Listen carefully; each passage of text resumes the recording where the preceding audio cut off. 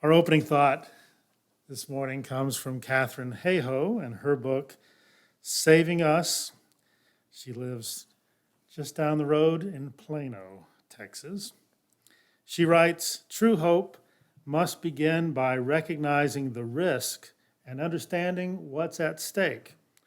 Rational hope accepts that success is not inevitable or even entirely probable. It takes courage to do that. But when we are doubtful, when the odds are low and success is possible rather than probable, it's that courage and hope that carry us forward.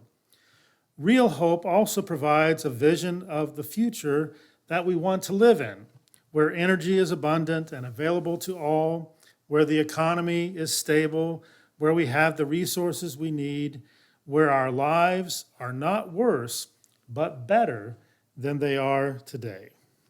First reading comes from the book Our Fragile Moment by Michael Mann. Michael Mann is a professor at the University of Pennsylvania, and previously he was a professor at Penn State University in climate science. Michael writes, "But the conditions that allowed humans to live on this earth are incredibly fragile, and there is a relatively narrow envelope of climate variability within which human civilization remains viable. Today, our massive societal infrastructure supports more than 8 billion people, an order of magnitude beyond the natural carrying capacity of our planet, the resource limit of what our planet can provide in the absence of human technology. The resilience of this infrastructure depends on conditions remaining the same as those that prevailed during its development." Our second reading also comes from Michael Mann's Our Fragile Moment. He writes, "Despite the breathless claims of climate-driven mass extinction that one sees all too often in today's headlines, we are not yet remotely committed to such a future. We can't avoid catastrophic climate impacts if we take meaningful actions to address the climate crisis. Yes, that's an important if, but the science actually tells us it's doable." That song always brings my mind back to the 1980s. And some of the reflections I'm making this morning also bring me back to the 1980s because I'm reflecting on a book by Michael Mann that he just wrote this past couple of years, just published a few months ago, called Our Fragile Moment. Michael Mann is a climate scientist at the University of Pennsylvania. He's also a high school graduate in the class of 1984, which is also my graduating year. So I love reading Michael Mann's work because he uses examples from pop culture that I relate with because he's my age, including he really loves the music of the Police from the 1980s as well. And in the recent book, he used some songs from the Police to make some points, including the point that we don't want to walk in the footsteps of the dinosaurs. If you recall a song from Synchronicity in 1983, "Walking in Your Footsteps," was a song by the Police reminding us that if we didn't move away from the precipice of nuclear war at that time, which was a real concern then and unfortunately a real concern now, that we might walk in the footsteps of the dinosaurs. I'm also leading a discussion group on Michael Mann's book, Our Fragile Moment. We have 2 more sessions left. You're definitely welcome to join us for those sessions this coming Friday and then the Friday after the next Friday, because we will not be discussing this book on the day after Thanksgiving. In his book, Our Fragile Moment, Michael Mann notes that when we look at the Goldilocks conditions of our planetary home that seem to be just right for the existence of human beings and for the flourishing of human civilization, he notes that we might be tempted to think that the earth and everything therein were created this way to be just, right, just for us. But such a human-centered view of our terrestrial home ignores the fact that for the vast majority of Earth's 4.5 billion years of existence, it has not been hospitable for creatures just like us, Homo sapiens.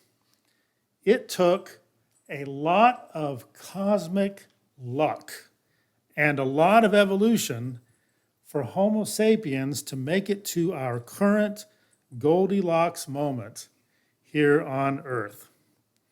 It's only in the last few 100,000 years that climate conditions and evolution led to the existence of human beings, and it's only in the last 6,000 to 10,000 years that climate conditions allowed for human civilizations to develop and to flourish.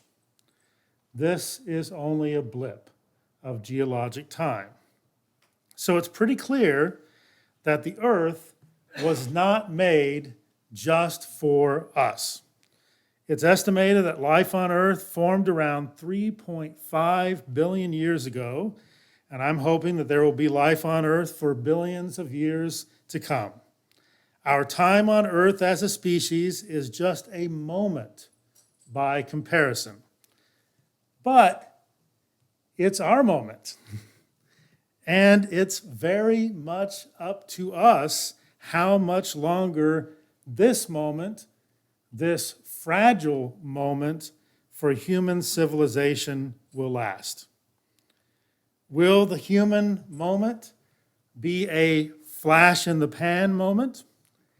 Or will we be able to extend our fragile moment for multiple generations into the future? Hopefully, thousands of years to come. Extending our fragile moment requires that we understand as much as we possibly can about what allowed for our current moment to emerge, so that we do not do anything that will prematurely end the conditions favorable for our moment to flourish as a species on Earth. Fortunately, through science, and Michael Mann takes us through that whole history of science in relation to the development of life and the great extinctions of life on Earth. Fortunately, through science, we have been able to learn much about how events and conditions of the past have led us to the present. And this can be helpful as we work to extend our moment for our species here on our planet. By studying the Earth's past, we have come to know what conditions are good for the flourishing and diversity of life. And we also know what conditions have not been so good for the diversity and flourishing of life. We know that rapid changes in the chemistry of the atmosphere and the oceans are not good for the flourishing of life. We know that acidification of the ocean is not good for marine life. We also know that the plate tectonics of the Earth are sometimes more favorable and sometimes less favorable for the flourishing of diverse life forms on Earth. When volcanic activity gets really strong, that ends up being over time, during that time, less favorable. When all the continents come together in one large continent, that's less favorable. But there are other times where those same plate tectonics become more favorable for the flourishing and diversity of life on Earth. We also know that there are natural cycles. There are natural events that will periodically create challenges for life to adapt, evolve, and innovate. We know that living on Earth is not easy, even in relatively stable times. It's a constant struggle for survival, and the fact that we as humans have created civilizations to not only survive, but to sometimes, not always, but sometimes also thrive, is actually an amazing achievement of our species. But here's the deal. In the midst of our relative thriving as a species within our amazing human civilizations, we have recently managed to have such an impact on the planet that we are recreating in the present many of the conditions that have been so problematic for the flourishing of life in Earth's past. Conditions that we know contributed to those 5 previous extinction events that I've spoken with you all before. We know that the rapidly changing chemistry of the atmosphere and the oceans have diminished life in the past, yet we are continuing to acidify our oceans at a pace never seen before. We know that rapid changes in the climate have been bad for life in the past, but we are continuing to cause a rapid change in climate, more rapid than humans have ever experienced in the history of our species. We know that biodiversity loss can cause a cascading effect that leads to even more biodiversity loss. But we continue activities like deforestation and the destroying of other habitats that are increasing the extinction of species all over the earth. It's no longer a lack of knowledge.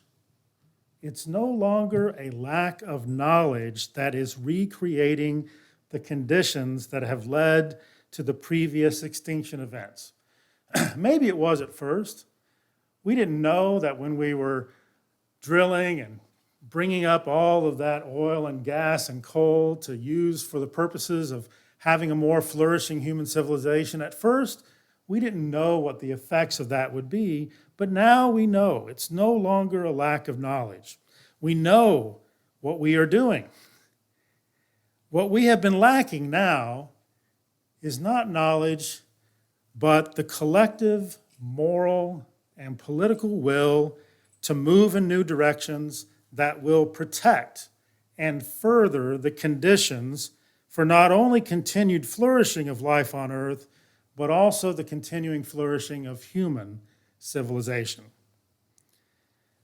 Though our current condition, our current situation is undeniably one of dire urgency, the good news is this. The good news is that moral and political will are renewable resources, and we are seeing significant shifts in attitudes and practices around the world to preserve a livable climate, to extend our fragile moment for at least a few more moments, and hopefully many more centuries into the future. Michael Mann, in his book, reminds us that today is not the time for what he calls doomism. This is not the time for doomism. This is the time for doing. And there is so much that we can do. We don't have much time to avoid some really horrific consequences, but if we do act collectively, we can make a future that will be so much better than the future will be if we do not act. And here is even more good news. So many of the actions that we need to be taking are truly better for our personal flourishing and for the flourishing of our communities. They are life-giving actions that reconnect us to one another, that reconnect us to nature. They are peacemaking actions that will create conditions that will lead to less conflict and less violence in our world. Much of the conflict and violence that we're experiencing in the world today are exacerbated by conditions that are causing us to move away from a livable climate. So these are peace-making actions, and they are justice-making actions as well that will lead to more just and equitable distribution of wealth and resources so that more persons will experience greater opportunities for the experience of well-being. The actions we need to take are those that will help us more fully express love for one another. They will help us more fully express loving our neighbors as ourselves as we work together to live and to love into the vision of a beloved community. So what does the climate past have to teach us about the climate present? And what can we do about our climate future? Yes, I was thinking of Scrooge when I wrote that. Scientifically, the climate past calls us to pay attention to preserving as much as is possible the conditions that led to our fragile moment of human flourishing. Politically, the climate past calls us to tap into the renewable resource of our political will to take the collective action needed to preserve a livable climate in the present and into the future. And morally and spiritually, it calls us to love each other. It calls us to love future generations. It calls us to extend our love not only to human beings, but to extend our love to all of life, and to love all of life enough to give us and life a chance to evolve more fully into this fragile moment, to evolve more fully into beloved community. So, in response to climate past, I have one simple admonition, one simple phrase of encouragement. Let us love one another. Our parting thought comes from Kathy Huff. Our time in this place may have ended, but our connection to each other and this community remains. Together we may walk the path of justice, speak words of love, live the selfless deed, trod gently upon the earth, and fill the world with compassion.